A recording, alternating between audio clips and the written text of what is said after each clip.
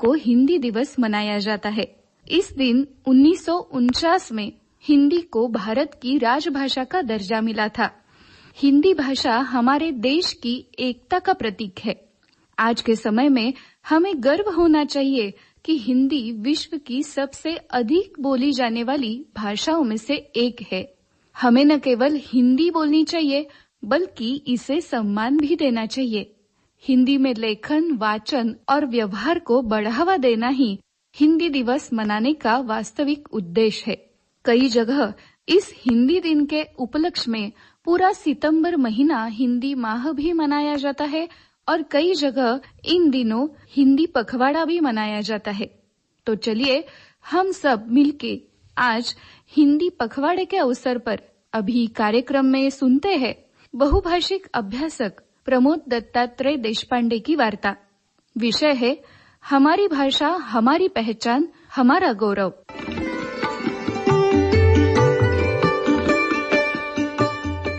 आकाशवाणी कोल्हापुर के सभी प्रिय सुनने वालों को मेरा स्नेहपूर्ण नमस्कार।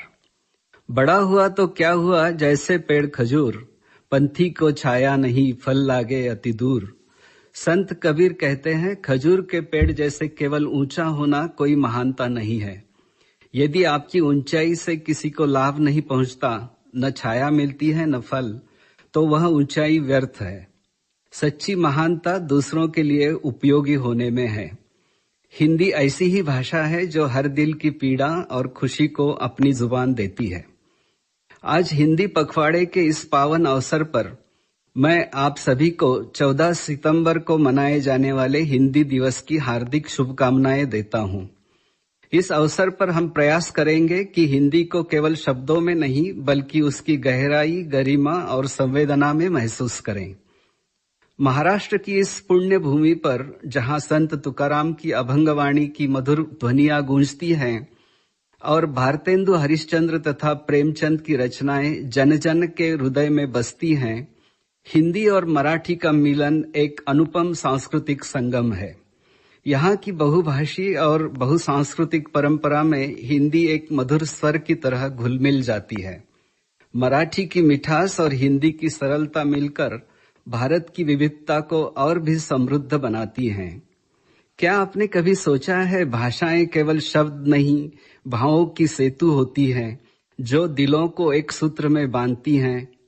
आइए इस यात्रा में हिंदी के हर रंग को महसूस करें और इसे और अधिक सशक्त बनाने का संकल्प लें। हिंदी की ऐतिहासिक यात्रा जड़ों से शिखर तक। रूप, कथा, पद, चारुपट, कंचन, दोहा, लाल, जो जो निरखत सूक्ष्म गति, मोल रहीम विशाल। संत रहीम कहते हैं सौंदर्य हो, कथा हो, कविता हो, वस्त्र हो, सोना हो, छंद हो या मणिमाणिक्य, इन सभी का मूल्य तभी समझ में आता है जब इन्हें सूक्ष्म दृष्टि से देखा जाए। ठीक इसी प्रकार गहराई से देखने पर ही हिंदी भाषा की सच्ची महत्ता प्रकट होगी। हिंदी केवल संवाद का माध्यम नहीं है, वह संस्कृति की आत्मा, विचारों की अभिव्यक्ति और राष्ट्र की पहचान है। हिंदी की जड़ें प्राचीन संस्कृत में गहरी हैं, जो प्राकृत और अपभ्रंश के माध्यम से आधुनिक हिंदी के रूप में विकसित हुई। आपको यह जानकर अचरज होगा कि हिंदी की नींव में अमीर खुसरो जैसे सूफी कवि का भी योगदान है। उन्होंने हिंदवी में छाप तिलक सब छीनी रे, मोसे नैना मिलाई के जैसी रचनाएं की। यह गीत आज भी लोकप्रिय है और हिंदी की लोकधर्मिता को दर्शाता है। हिंदी की बोलियां अवधी, ब्रज, भोजपुरी, राजस्थानी, छत्तीसगढ़ी, मगही, मैथिली लोक जीवन की विविध सुगंधों से भरी है। प्रत्येक बोली अपनी अनोखी संस्कृति और रंग लिए है। जैसे भोजपुरी के लोकगीतों में गांव की मिट्टी की खुशबू या अवधी में राम कथा की मधुरता। संस्कृत ने हमें ज्ञान और दर्शन प्रदान किया, प्राकृत ने सहज बोलचाल की आसानी और अपभ्रंश ने लोक भाषा का मजबूत आधार। यही से कबीर की निर्भीक वाणी, तुलसीदास की भक्ति और सूरदास की कोमलता का जन्म हुआ। इनकी रचनाएं आज भी करोड़ों दिलों में बसती हैं और भक्ति का संदेश देती हैं। हिंदी स्वतंत्रता संग्राम की धधकती ज्वाला भी बनी। लोकमान्य तिलक, महात्मा गांधी और सुभाष चंद्र बोस ने हिंदी को जनजागरण का शक्तिशाली हथियार बनाया। गांधी जी ने कहा, हृदय की कोई भाषा नहीं है, हृदय हृदय से बातचीत करता है और हिंदी हृदय की भाषा है। नेहरू ने इसे भारतीयता का दर्पण कहा तो सुभाष ने आजाद हिंद फौज में हिंदी को सैनिकों के संवाद की ताकत बनाया। स्वदेश और प्रताप जैसे हिंदी अखबारों ने आम आदमी के लिए दिल में आजादी की लौ जलाई। बिना हिंदी के स्वतंत्रता आंदोलन कितना अधूरा होता, इसकी हम कल्पना भी नहीं कर सकते। 14 सितंबर 1949 को संविधान सभा ने हिंदी को राजभाषा का दर्जा दिया। तब से हिंदी दिवस और पखवाड़ा हमें अपनी भाषा की ताकत का एहसास कराते हैं। यह उत्सव केवल भाषा का नहीं बल्कि हमारी सांस्कृतिक एकता और आत्मगौरव का है। हिंदी का वैश्विक स्वरूप, भारत से विश्व तक। हिंदी भारत की सबसे व्यापक भाषा है और संविधान की 8वीं अनुसूची में शामिल 22 भाषाओं में से एक।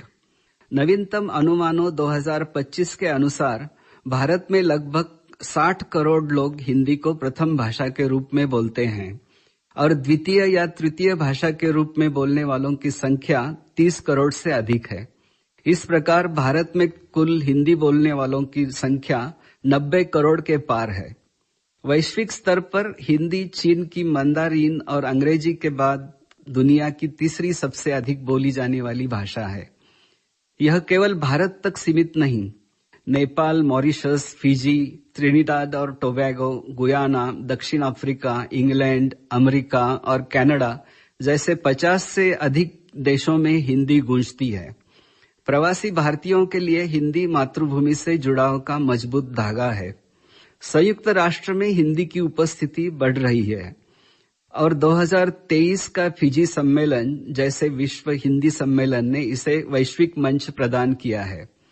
10 जनवरी को विश्व हिंदी दिवस मनाया जाता है, जो हिंदी की अंतर्राष्ट्रीय पहचान को रेखांकित करता है। हिंदी अब वैश्विक संवाद की भाषा बन रही है। यह हम सब भारतवासियों के लिए गर्व की बात है। हिंदी की वैश्विक लोकप्रियता का एक उदाहरण है हिंदी साहित्य और सिनेमा का विश्व स्तर पर प्रभाव। आज हिंदी मॉरिशस के स्कूलों में पढ़ाई जाती है और फिजी में भोजपुरी गीतों की धूम है। न्यूयॉर्क और लंदन में हिंदी कवि सम्मेलनों में भारी भीड़ उमड़ती है। यह हिंदी की जीवंतता का प्रमाण है। हिंदी का सांस्कृतिक और सामाजिक महत्व, संस्कृति की आत्मा। हिंदी केवल शब्दों का समूह नहीं बल्कि हमारी संस्कृति की जीवंत आत्मा है। लोकगीतों, कहावतों और कथाओं में इसका सहज रूप मिलता है। गागर में सागर या बूंद बूंद से सागर भरता है जैसे मुहावरे जीवन के गहन अनुभवों को सरलता से व्यक्त करते हैं। नाच न जाने आंगन टेढ़ा जैसी कहावतें हमें अपनी कमियों को हल्के फुल्के अंदाज में स्वीकार करना सिखाती हैं। हिंदी सिनेमा ने इन भावों को दुनिया तक पहुंचाया। रघुपति राघव राजाराम से लेकर तेरी मिट्टी में मिल जावा तक हिंदी गीत हर भावना को जीवंत करते हैं।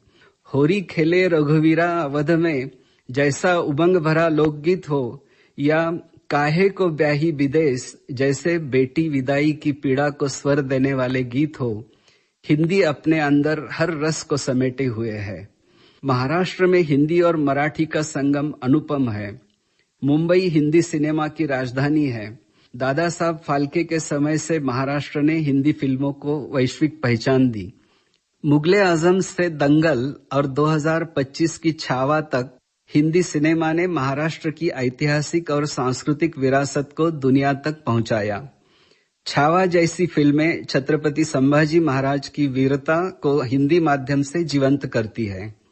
आकाशवाणी और दूरदर्शन ने हिंदी को जन जन की भाषा बनाया, जबकि मराठी हिंदी रंगमंच ने सांस्कृतिक समरसता को मजबूत किया। बॉलीवुड का वैश्विक प्रभाव देखिए।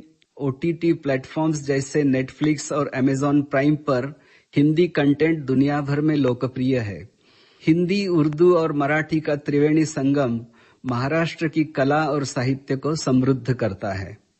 हिंदी ने सामाजिक बदलाव में भी योगदान दिया। सावित्रीबाई फुले जैसे समाज सुधारकों की प्रेरणा से हिंदी साहित्य और पत्रकारिता ने नारी शिक्षा और सामाजिक समानता को बढ़ावा दिया।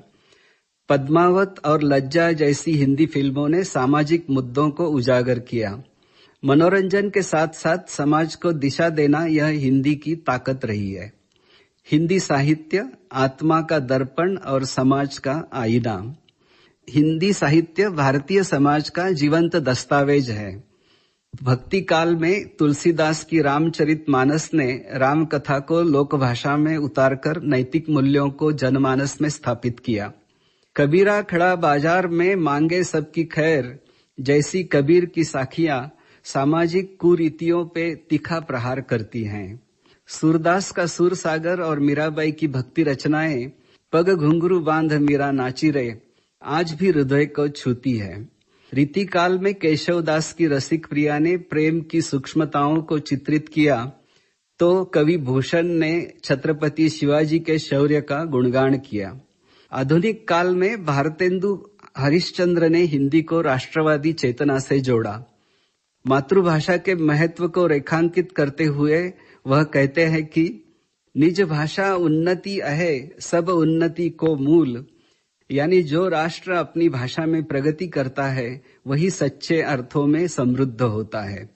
प्रेमचंद की गोदान और कफन ने सामाजिक अन्याय को उजागर किया।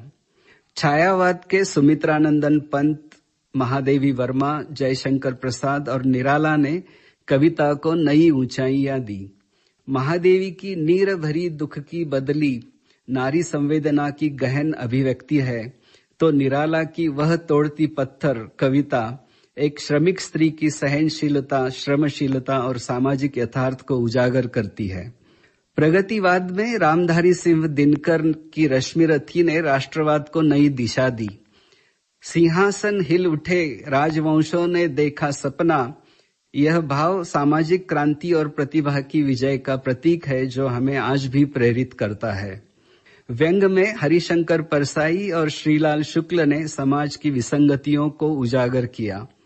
समकालीन साहित्य में गीतांजलि श्री की रेत समाधि ने 2022 में बुकर पुरस्कार जीतकर हिंदी को वैश्विक मान्यता दिलाई। हिंदी कवि सम्मेलन न्यूयॉर्क से टोक्यो तक गूंजते हैं। हिंदी साहित्य नारी विमर्श, दलित चेतना, ग्रामीण शहरी द्वंद्व को स्वर देता रहा है। यह जीवन की विविधताओं का दर्पण है। हिंदी का वर्तमान, डिजिटल युग की धड़कन और युवा की जुबान। आज हिंदी डिजिटल क्रांति की भाषा बन चुकी है। Internet, social media, YouTube, podcast और ब्लॉगिंग में हिंदी की धूम है। गूगल अनुवाद, एआई वॉइस असिस्टेंट्स और डिजिटल पत्रकारिता ने हिंदी को सशक्त किया है। दिल है छोटा सा छोटी सी आशा जैसे गीतों के साथ हमारे युवा हिंदी को अपनाते हैं। हिंदी विकिपीडिया और ऐप्स जैसे प्रतिलिपि ने साहित्य को सुलभ बनाया है। शिक्षा, प्रशासन और व्यापार में हिंदी का महत्व बढ़ रहा है। हिंदी अब एआई चैटबॉट्स और वॉइस असिस्टेंट्स में भी उपलब्ध है। डिजिटल मंचों पर हिंदी कंटेंट क्रिएटर्स की संख्या बढ़ रही है, चाहे वह इंस्टा का मजेदार रील हो या यूट्यूब पर वीडियो। क्या यह गर्व की बात नहीं कि हिंदी डिजिटल युग की धड़कन बन चुकी है? हिंदी का भविष्य, चुनौतियां, समाधान और संकल्प। हिंदी के सामने चुनौतियां हैं। अंग्रेजी का वर्चस्व, तकनीकी शब्दावली की कमी, युवाओं का अंग्रेजी की तरफ झुकाव। क्षेत्रीय भाषाओं से संतुलन बनाना भी जरूरी है। कई बार हिंदी को औपचारिक भाषा समझ लिया जाता है, जो इसकी सहजता को सीमित करता है। लेकिन समाधान हमारे हाथ में है। स्कूलों में हिंदी को रोचक बनाएं, कहानियों, गीतों, डिजिटल टूल्स से शिक्षा में नवाचार लाएं, तकनीकी विकास और वैज्ञानिक क्षेत्रों में हिंदी शब्दावली बनाएं। मराठी हिंदी संयुक्त मंच, कवि सम्मेलन और हास्य कविता जैसे सांस्कृतिक आयोजन बढ़ाएं। महाराष्ट्र में विशिष्ट स्तर पर हिंदी मराठी द्विभाषी शिक्षा को प्रोत्साहन दे। अनुवाद से हिंदी को अन्य भारतीय एवं विश्व भाषाओं से जोड़े। भविष्य उज्जवल है। डिजिटल प्लेटफॉर्म्स और एआई हिंदी को नई ऊंचाइयां देंगे। हमें हिंदी को रोजमर्रा की भाषा बनाना होगा, चाहे वह सोशल मीडिया हो, कार्यस्थल हो या घर। आइए संकल्प लें, हिंदी में लिखें, बोलें, आत्मविश्वास अपनाएं। हिंदी और महाराष्ट्र एक अनोखा बंधन। महाराष्ट्र में हिंदी और मराठी का रिश्ता केवल भाषाई नहीं बल्कि भावनात्मक है। मराठी साहित्य में हिंदी शब्दों की सहज उपस्थिति और हिंदी नाटकों में मराठी कलाकारों की भागीदारी इसका प्रमाण है। कुसुमाग्रज, पुल, देशपांडे जैसे मराठी साहित्यकारों की रचनाएं हिंदी में अनुदित होकर लोकप्रिय हुईं। हिंदी मराठी कवि सम्मेलनों में दोनों भाषाओं के कवि एक मंच पर आते हैं, जो सांस्कृतिक एकता का प्रतीक है। महाराष्ट्र की धरती ने हिंदी सिनेमा को जन्म दिया।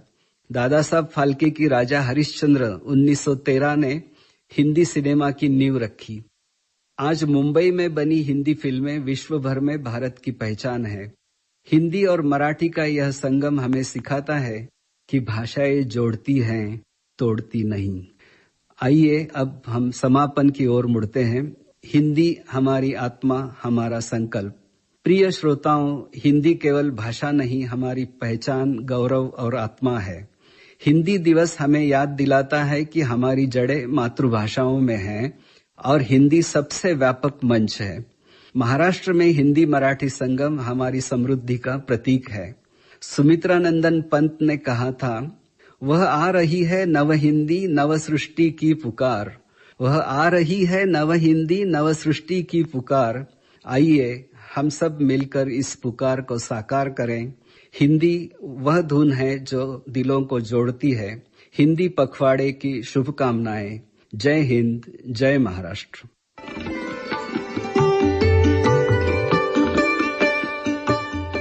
श्रोताओं, हिंदी पखवाड़े के अवसर पर अभी आपने सुना हमारी भाषा, हमारी पहचान, हमारा गौरव इस विषय पर प्रमोद दत्तात्रेय देशपांडे की वार्ता।